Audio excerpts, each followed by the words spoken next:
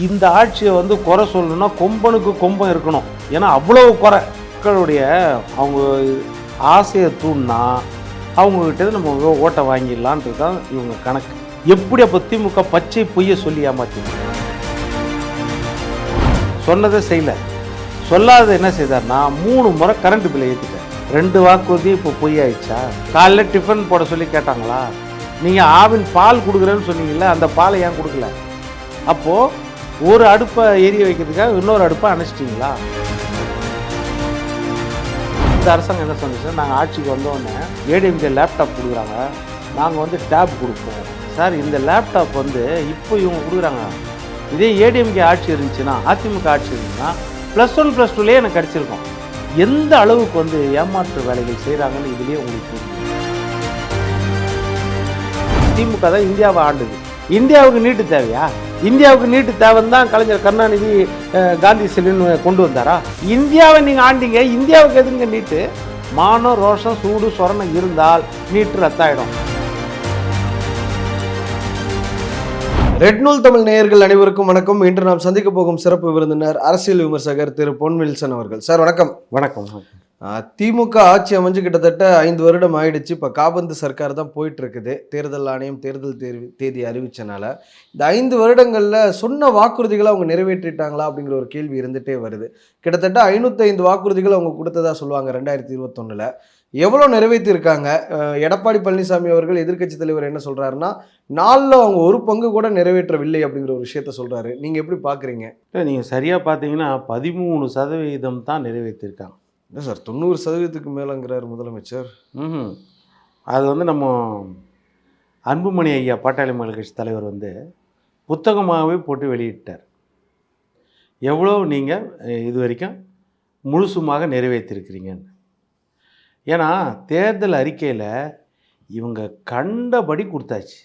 எல்லா துறையில் இருக்கிறவங்களுக்கும் உங்களுக்கு என்ன தேவை அதை நான் நிறைவேற்றுறேன், உங்களுக்கு என்ன தேவை அதை நான் நிறைவேற்றுறேன்.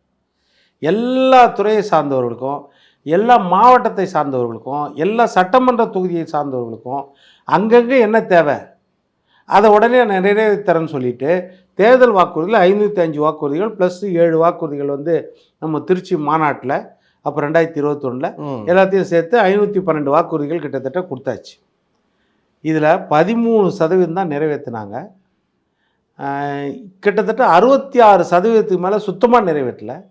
மீதி இருக்கிறது ஓரளவு பகுதியாக நிறைவேற்றிருக்காங்க, ஒரு குறையோடு நிறைவேற்றிருக்காங்க. இப்போது அவங்க நிறைவேற்றின வாக்குறுதின்னு நீங்களே சொல்லுங்கள், ஒரு 10 வாக்குறுதி ஞாபகமாக சொல்ல முடியுமா? முழுதுவாக நிறைவேற்றின வாக்குறுதி அப்படின்னு.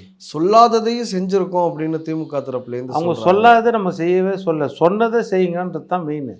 சொல்லாததை யார் செய்ய சொன்னது? அது யார் சொல்லாமல் இருக்க சொன்னது?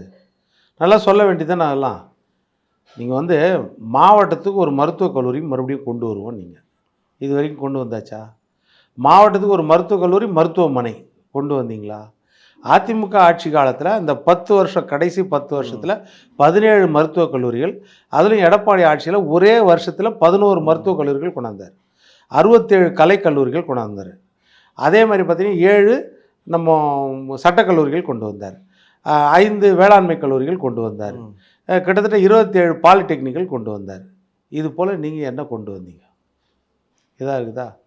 சரி, வாக்குறுதியில் சொன்னதில் எதை நிறைவேற்றி இருக்கிறீங்கன்றது சொல்லுங்கள்.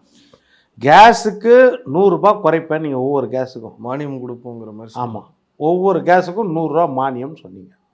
இது வரைக்கும் எத்தனை மாதம்? கிட்டத்தட்ட 60 மாதம் ஆக போகுது.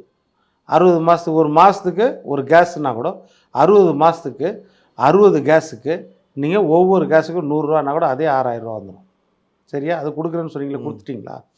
இந்த இபி பில் கணக்கீடுங்கிற ஒரு விஷயத்த ஏழை மக்கள் அடிக்கடி சொல்லுவாங்க. இந்த விஷயத்த திமுக அரசு கொண்டு வந்திருக்கலாம் அப்படின்னு. மாதம் ஒரு முறை கணக்கீடு அப்படிங்கிற ஒரு விஷயத்த கொண்டு வந்திருக்கலான்னு. அதுவும் கொண்டு வரலையோ? இப்போது மக்களுடைய அவங்க ஆசையை தூண்டினா அவங்கக்கிட்ட நம்ம ஓட்டை வாங்கிடலான்றது தான் இவங்க கணக்கு. நீங்கள் 221வது வாக்குறுதியாக கொடுத்துருந்தார் தேர்தல் அறிக்கையில். டிஆர் பாலு தலைமையில் இருக்கிற தேர்தல் அறிக்கையில், பச்சை கழுத்து ஸ்டாலின் அவர்கள் போட்ட தேர்தல் அறிக்கையில் அவர் கொடுத்தது வந்து மாதம் ஒரு முறை மின் கணக்கீடு செய்யப்படும். இப்போ காலகாலமாக 2 மாதத்துக்கு ஒரு தடவை தான் நம்மளுக்கு வந்து மீட்ரு நோட் பண்ணுறாங்க, ரீடிங் நோட் பண்ணுறாங்க, 2 மாதத்துக்கு ஒரு தடவை கொடுக்குறாங்க. இப்போது மாதத்துக்கு ஒரு தடவை நாங்கள் கணக்கு போடுவோம் உங்களுக்கு, அதனால் வருஷத்துக்கு 6000 ரூபாய் மிச்சமாகும்னு சொன்னார். மாதம் 500 ரூபா மிச்சமாகும். ஆனால் அதுக்கு தலைகீழ என்ன செய்தார், நீங்கள் சொன்ன மாதிரி சொல்லாததை செய்துட்டார். சொன்னதை செய்யலை, சொல்லாததை என்ன செய்தார்னா 3 முறை கரண்ட் பில்லை ஏற்றிட்டார். என்ன சார், எந்த கும்பனாலும் குறை சொல்ல முடியாத ஆட்சியை நடத்திட்டு வரேன்னு அவர் தொடர்ந்து சொல்லிட்டு வர்றாரு. நீங்கள் இப்படி சொல்கிறீங்களே முற்றிலும் மாறா. ஆமாம், இந்த ஆட்சியை வந்து குறை சொல்லணும்னா கொம்பனுக்கு கொம்பம் இருக்கணும். ஏன்னா அவ்வளவு குறை, சாதாரண கொம்பனால் இந்த ஆட்சியில் இருக்கிற குறைகளை சொல்ல முடியாது. அவ்வளவு குறைகள் நாள் ஃபுல்லாக சொல்லிகிட்டே இருக்கலாம். இப்போ நீங்கள் சொன்ன ஒரு உதாரணத்துக்கே சொல்கிறேன்னா, இப்போ உங்கள் வீட்டில் எவ்வளோ கரண்ட் பில் 2021 கட்டியிருந்தீங்க? ஒரு 500 ரூபா கட்டின்னு இருந்திருப்பீங்களா? இப்போ அதே கரண்ட் பில் தான் 1500 ரூபா கட்டுறீங்க. அப்புறம் அவங்க சொல்லாததுன்னு செய்திருக்கிறாங்க. சொல்லுங்கள். டீசலுக்கு 4 ரூபா குறைப்போனாங்கல்ல, குறைச்சாங்களா? இது வரைக்கும் குறைச்சாங்களா? எத்தனை லட்சம் லிட்டர் டீசல் வந்து தமிழ்நாட்டில் இது வரைக்கும் யூஸ் பண்ணியிருப்பாங்க. பெட்ரோலுக்கு 2 ரூபா குறைச்சாங்கன்னு. பெட்ரோலுக்கு 5 ரூபா குறைக்கிறேன்னு சொல்லி 3 ரூபா குறைச்சாங்க, மீதி 2 ரூபா குறைக்கவே இல்லை. நீங்கள் என்ன தர்மத்துக்காக செய்கிறீங்க? நீங்கள் சொன்ன வாக்குறுதி, நாங்கள் யாராவது மக்கள் கேட்டாங்களா பெட்ரோலுக்கு நீ குறைச்சிங்கன்னா நான் ஓட்டு போடுறேன்னு? நீங்கள் தான் சொன்னீங்க பெட்ரோலுக்கு 5 ரூபா குறைச்சிருவா எனக்கு ஓட்டு போடுங்கன்னு. அது இல்லாமல் கனிமொழி அம்மா மேடையிலே பேசுனாங்க, 75 ரூபாய்க்கு பெட்ரோல் வரும், 65 ரூபாய்க்கு டீசல் வரும், 500 ரூபாய்க்கு கேஸ் கொடுப்போம், எல்லாம் அவங்க தானே சொன்னாங்க. அப்புறம் எதை செய்தீங்க? இப்போ இந்த காலை உணவு திட்டம் மாதிரி விஷயங்கள்லாம் நாங்கள் தேர்தல் வாக்குறுதியில் கொடுக்கல, ஆனால் நாங்கள் செயல்படுத்தியிருக்கோம்னு சொல்கிறாங்க. புதுமை பெண் மாதிரி திட்டங்கள், தமிழ் புதல்வன் மாதிரி திட்டங்கள்லாம் நாங்கள் தேர்தல் வாக்குறுதியில் சொல்லவே இல்லை, ஆனால் அதெல்லாம் செஞ்சுருக்கோம்ல. நீங்கள் குறை மட்டுமே சொல்கிறீங்கன்னு அதிமுக தரப்பு. தேர்தல் வாக்குறுதியில் இவங்க சொன்னது என்ன தெரியுமா? எடுத்து படித்து பாருங்கள். 332வது வாக்குறுதி நினைக்கிறேன். பள்ளி செல்லும் பிள்ளைகளுக்கு, குழந்தைகளுக்கு, மாணவ மாணவிகளுக்கு காலையில் 1 கிளாஸ் ஃபுல்லாக பால் கொடுக்கப்படும். இது எவ்வளோ முக்கியம்? 1 கிளாஸ் பால் கொடுக்கப்படும் சொன்னீங்க. கொடுத்துட்டிங்களா? இன்னொரு வாக்குறுதியில் என்ன கொடுத்துருக்காங்கன்னா, இந்த மாதிரி நாங்கள் பள்ளி குழந்தைகளுக்கு 1 கிளாஸ் பால் கொடுக்குறதால காலையில் ஆவின் உற்பத்திக்கு கிராமப்புறத்தில் இருக்கிற விவசாயிகள், பால் பண்ணையை வச்சுருக்கிறவங்க, பால் உற்பத்தியாளர்கள், கறவை மாடு வச்சுருக்கவங்க ஆவினுக்கே பாலை சப்ளை பண்ணலாம், நீங்கள் தனியாருக்கு கொடுக்க வேண்டிய அவசியம் ஏற்படாது. 2 வாக்குறுதி இப்போ பொய் ஆயிடுச்சா? இந்த காலையில் டிஃபன் போட சொல்லி கேட்டாங்களா? நீங்கள் ஆவின் பால் கொடுக்குறேன்னு சொன்னீங்கல்ல, அந்த பாலை ஏன் கொடுக்கல? அப்போது ஒரு அடுப்பை எரிய வைக்கிறதுக்காக இன்னொரு அடுப்பை அணைச்சிட்டிங்களா? இன்னொரு விஷயம் என்னென்னா, இந்த நீட் ரத்து எங்களுக்கு தான் ரகசியம் தெரியும்னு துணை முதலமைச்சர், இப்போ துணை முதலமைச்சர், அப்போ அவர் எம்எல்ஏ கூட இல்லை, ஆனால் அவரும் சொன்னார், நீட் ரத்து செய்வதற்கான ரகசியம் என் தந்தைக்கு மட்டும்தான் தெரியும் அப்படின்னு. ஆனால் 5 வருஷமாக நீட் நடந்துகிட்டே தானே இருக்குது. இதை நீங்கள் அடுத்து அதுக்கு முன்னாடி இன்னொன்று சொன்னீங்க, தமிழ் புதல்வன் திட்டமா, அப்புறம் புதுமை பெண் திட்டமா? யார்? அரசு பள்ளியில் தமிழ் வழியில் படித்தவங்க கல்லூரிக்கு போனாங்கன்னா அவங்களுக்கு 1000 ரூபாய் மாதம், 3 வருஷத்துக்கு 36,000 ரூபா. கல்லூரியில் இன்றைக்கி ஃபீஸ் என்ன? அரசு கல்லூரி, தனியார் கல்லூரியில் எவ்வளோ ஃபீஸு? இன்றைக்கி என்ஜினியரிங் போனாலே வருஷத்துக்கு 90,000 ரூபாயிலேருந்து 1 லட்சம் ரூபாய் ஃபீஸ். உங்களுக்கே தெரியும் எந்த கோட்டாவில் போனாலும். நீங்கள் மாதம் 1000 ரூபா கொடுத்து என்ன செய்யுது? இப்போது ஜெயலலிதா அம்மா, அதே மாதிரி எடப்பாடி பழனிசாமி +1 +2 படிக்கும்போது கையில் லேப்டாப்பை கொடுத்தாரு. அந்த காலத்தில் லேப்டாப் வந்து கஷ்டம், வீட்லேயே டெஸ்க்டாப் தான் இருக்கும், பெரிய பணக்காரங்கிட்ட தான் லேப்டாப் இருக்கும். ஆண்ட்ராய்டு ஃபோன் இருக்காது சார், இருக்காது. 2012 காலகட்டத்தில் அந்த நேரத்தில் அவங்க லேப்டாப்பை +1 +2 மாணவிக்கு கொடுப்பாங்க. மாணவ மாணவிக்கு அவங்களுக்கு என்னென்னா, விஞ்ஞானமே தான் கையில் வந்துருச்சு, இனிமேல் அப்பா அம்மாட்ட சொல்லி எப்படியாவது காலேஜுக்கு போயிடணும் அப்படின்னு போனாங்களா? அந்த நேரத்தில் என்ன ஆச்சு? ஒன்று, கல்லூரி படிப்பு உயர்ந்தது. அதனால தான் 2017-18 பார்த்தீங்கன்னா தமிழ்நாடு உயர்கல்வியில் 54%, இன்றைக்கும் 49% தான். 54%. மத்திய அரசு 2030 தான் 50% மேலே எடுத்துன்னு போவோம் நாங்கள் உயர்கல்வி. ஆனால் தமிழ்நாடு உயர்கல்வியில் என்ன ஆச்சுன்னா 2017-18 54%. காரணம்னா அந்த கைகளில் லேப்டாப் கொடுத்ததால். அந்த பிள்ளைங்களுக்கு ஓட்டு இருந்துச்சா? +1 +2 ஓட்டு கிடையாது. ஆனால் இந்த அரசாங்கம் என்ன சொன்னிச்சுன்னா, நாங்கள் ஆட்சிக்கு வந்தோடனே ஏடிஎம்கே லேப்டாப் கொடுக்குறாங்க, நாங்கள் வந்து டேப் கொடுப்போம், அவங்க மடிக்கணினி கொடுக்குறாங்க, நாங்கள் கை கணினி கொடுப்போம் 10 GB டேட்டாவோட. 4 வருஷம் கொடுத்தாங்களா? பள்ளி செல்லும் குழந்தைகளுக்கு, கல்லூரி செல்லும் மாணவர்களுக்கு 2 பேருக்கும் கொடுப்போம். நாங்கள் சுத்தமாக 4 வருஷம் கொடுக்கவே இல்லை, அதை அப்படியே ஊற்றி மூடியாச்சு. ஒரு 10 லட்சம் பேர் கொடுத்ததா விளம்பரம்லாம் நம்ம பார்க்குறோமே சார். இப்போ அதான் சொன்னேன், 4 வருஷம் கொடுக்கலன்றேன். 5வது வருஷம் இப்போது யாருக்கு கொடுக்குறேன்றீங்க? அதுவும் டேப் கிடையாது, கை கண்ணி கிடையாது. அதிமுக கொடுத்த அதே லேப்டாப் தான் 3வது வருஷம் படிக்கிற பட்டதாரி மாணவர்களுக்கு, டிகிரி படிக்கிற 3rd இயர் ஸ்டூடெண்ட்ஸுக்கு. எதுக்கு அவங்கக்கிட்ட இப்போ கொடுக்குறீங்கன்னா அவங்களுக்கு ஓட்டு இருக்குது. இப்போ அந்த லேப்டாப்பு இப்போ இவங்க கொடுத்தாங்க. யாருக்கு கொடுத்தாங்கன்னா ஓட்டு போடுவாங்கன்னு. அந்த மாணவர்கள் என்ன சொன்னாங்கன்னா, சார் இந்த லேப்டாப் வந்து இப்போ இவங்க கொடுக்குறாங்க, இதே ஏடிஎம்கே ஆட்சி இருந்துச்சுன்னா, அதிமுக ஆட்சி இருந்துச்சுன்னா +1 +2லேயே எனக்கு கிடச்சிருக்கும். அவங்க ஆதங்கம் அதுதான். எனக்கு அன்றைக்கே கிடச்சிருக்கும், நான் யூஸ் பண்ணியிருப்பேன். இப்போ நான் ஒரு லேப்டாப் வாங்கியாச்சு, நான் ஃபைனல் இயர் படிக்கிறேன், இப்போ நான் வச்சு என்ன செய்யுது அந்த மாதிரி. அதில் வேறு ரீஃபர்பிஷ்டு லேப்டாப்பு கொடுத்ததா நாங்கள் இப்போ கேள்விப்படுறோம். நிறைய இடத்துல என்னென்னா அது பழைய லேப்டாப் வந்து அதை ரீஅரேஞ்ச் பண்ண லேப்டாப்ஸு, அதை சில இடத்துல வந்து அந்த மாதிரி விற்கிது இல்லை. இப்போ ஆன்லைனில் பார்த்தீங்கன்னா ரீஃபர்பிஷ்டுன்னு இருக்கும், அது புதுசு மாதிரி தான் இருக்கும். ஆனால் சில டெக்னிக்கல் விஷயங்களை அதில் மாற்றிருப்பாங்க. அது மேனுஃபேக்சரிங் எரரில் இருக்கிறது அப்புறம் மாற்றிருப்பாங்க. அந்த மாதிரி ஃபர்பிஷ்டு லேப்டாப் வந்து இப்போ கொடுத்த மாதிரியும் கேள்விப்படுறோம்.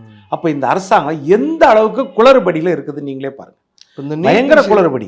கல்வியை தொடர்ந்து இந்த நீட் விஷயத்துக்கு வந்துடலாம் சார். அதுவும் உயர்கல்வி சார்ந்த ஒரு விஷயம்தான். என்னென்னா இப்போ நீட் வாக்குறுதியை அவங்க கொடுத்தாங்க. நிறைய மாணவர்கள் வந்து அப்போ நினச்சிருப்பாங்க, ஒருவேளை திமுக ஆட்சிக்கு வந்தால், அனிதா அவர்களுடைய சகோதரர்லாம் கூட சொன்னார், திமுக ஆட்சிக்கு வந்துருச்சுன்னா அந்த நீட்டு ஒழித்து கட்டப்படும், திரும்ப +2 மார்க் அடிப்படையிலே மருத்துவ அந்த மெடிக்கல் கவுன்சிலிங்கில் வந்து வாய்ப்பு கிடைக்கும் அப்படின்னு சொல்லியிருந்தாங்க. இப்போ அதுவும் நடக்கலையே சார். எவ்வளவு ஏமாற்று வேலைங்க. திமுக தமிழ்நாட்டு மக்களுக்கும், தமிழ்நாட்டு மாணவர்களுக்கும், தமிழ்நாட்டு அரசு ஊழியர்களுக்கும், தமிழ்நாட்டு ஆசிரியர்களுக்கும், தமிழ்நாட்டு மருத்துவர்களுக்கும், தமிழ்நாட்டு செவிலியர்களுக்கும் எந்த அளவுக்கு வந்து ஏமாற்று வேலைகள் செய்கிறாங்கன்னு இதுலேயே உங்களுக்கு தெரியலையா? இப்போது கச்சத்தீவை காங்கிரஸ் தாரை வார்க்கும்போது இங்கே ஆட்சியில் இருந்தது திமுக. பெரிய போராட்டங்களோ உண்ணாவிரதமோ எதுவுமே ஏற்படுத்தலை. அதே மாதிரி கல்வி மாநில பட்டியலில் இருந்துச்சு, அதை பொதுப்பட்டியலுக்கு நம்ம இந்திரா காந்தி அம்மா 1976 மாற்றினாங்க. 42வது அரசியல் சாசன சட்ட திருத்தத்தின்படி அதை மாற்றினாங்க. இதுக்கப்புறம் 18 வருஷம் வந்து திமுக மத்தியில் ஆட்சியில் இருந்துச்சு, இந்தியாவை ஆண்டுச்சு. அப்போ இந்த கல்வியை பொதுப்பட்டியலேருந்து மாநில பட்டியலுக்கு எடுத்துன்னு வந்திருக்கலாம்ல. ஏன்னா காங்கிரஸ் ஆட்சியில் ஹிந்தியை கொண்டு வந்தாங்கன்னு எவ்வளோ பேர் உயிர் தியாகம் பண்ணாங்க திமுக சார்பாக, திராவிட இயக்கங்கள் சார்பாக. அப்போ இவங்க ஆட்சி கட்டில் உட்காரும் போது முதல்ல என்ன செய்திருக்கணும், அந்த கல்வியை பொதுப்பட்டிலேருந்து மறுபடியும் மாநில பட்டியல் எடுத்துன்னு வந்திருக்கணும்ல. எடுத்துன்னு வந்தாங்களா? எடுத்துன்னு வரல. அதுதான் சொன்னேன், இவங்க ஆட்சியில் இருக்கும்போது ஏமாற்று வேலை. அதே மாதிரி ஆட்டுக்கு தாடி நாட்டுக்கு கவர்னர் தேவையில்லைன்னாங்க.